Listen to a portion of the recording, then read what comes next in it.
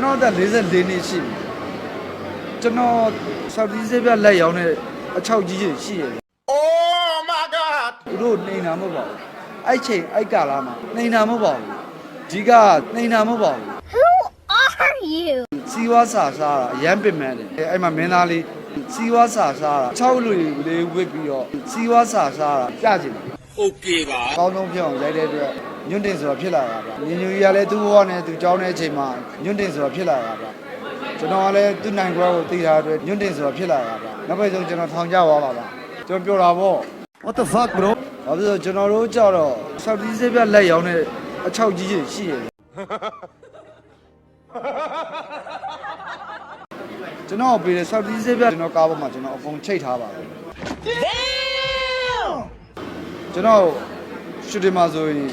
ဘောမြတ်ဆောက်ဒီစေးပြဆိုတာ ਨੇ စက်ပြောစရာမလိုဘူးကျွန်တော်အဲ့ဆောက်ဒီစေးပြထုတ်ပြီးသားပါကျွန်တော်အဲ့မှာကျွန်တော်မှအမြဲတမ်းဆောက်ဒီစေးပြရှိပါတယ် အဲ့လိုပြောရင်ကျွန်တော်မယုံဘူး ဇလန်နဲ့တရန်ရဲပြီဆိုကျွန်တော်ဆောက်ဒီစေးပြထုတ်ပြီးသားပါဒီကတော့အခုခေတ်ကလေးတွေကိုလည်းဟိုအကြံဉာဏ်ပေးချင်တာတော့ဆောက်ဒီစေးပြဘာလဲဆိုတာလဲလေးလာပါပြီးတော့မှ6လူတွေလေးဝစ်ပြီးတော့ဆောက်ဒီစေးပြလက်ရောက်ပါလို့ကျွန်တော်အကြံဉာဏ်ပေးချင်ပါတယ် ကျေးဇူးတင်ပါတယ်လို့